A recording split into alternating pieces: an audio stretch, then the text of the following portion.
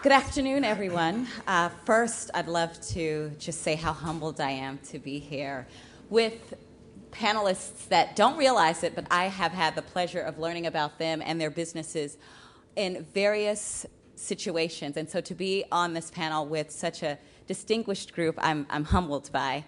I'm also excited to be a participant in this summit from the standpoint of learning about what's important to the intermediary and what's important to the investor, because I really feel like from today's insights, we have an opportunity to really help address what I see as the larger challenge for the continent of Africa, which is how do the people of Africa and its diaspora use the vast resources in such a way that there is the creation of wealth for future generations. I see that as like the biggest challenge ever, but one that must be addressed, and every day through the operation of my company, Heritage Link Brands, we strive to do. So I think if I look at the industry in which we operate, which is the wine industry, there's nothing that best illustrates where there is this disparity of wealth generation than the South African wine industry.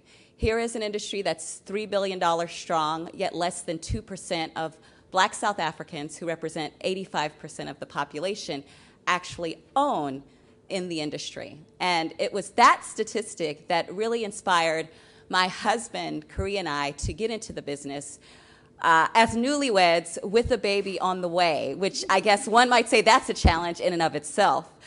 Couple that with the fact that neither one of us had ever been entrepreneurs, or the fact that none of us had any experience in the wine industry, except on occasion we like to drink a lot of it and have a good time. We had a fair set of challenges to come against, not to mention deciding to 100% self-finance because of those two facts that I just told you about before. We didn't feel comfortable asking anyone for money until we could prove out the business model. Now, with that being said, we had some inspiration. My husband, who was born in Brooklyn, is first-generation American. Both of his parents are from Jamaica, and his grandmother worked as a maid in Manhattan for 43 years and brought each and every one of her 11 children up to the States, and they were all educated here in the States and went to college. And so that's an inspiration, as his grandmother. From my perspective, I was raised by my mother, who raised 4 children by herself after my father passed away 2 days before my 2nd birthday. So she's an inspiration. On my father's side, I have a wonderful, amazing great-grandfather that I never met who was born a slave, and at the age of 8, he was emancipated. And then of his 16 children, those that were living, he somehow figured out a way to send them to college in the 1910s and 20s. So that's an inspiration that, if you look at those things collectively, the fact that there's this need to transform this amazing, wonderful, high-quality industry, that's, I think, what I was meant to do. And so as I look at where we are with our business, which is a very simple model, we buy wine and other consumer goods and we sell them to willing, excited consumers. When I look at the fact that on Monday we'll celebrate 5 years since our founding, 3 years in actual business operation, I'm excited by what we've accomplished in the sense that we have created jobs in the U.S., South Africa, and in the Philippines.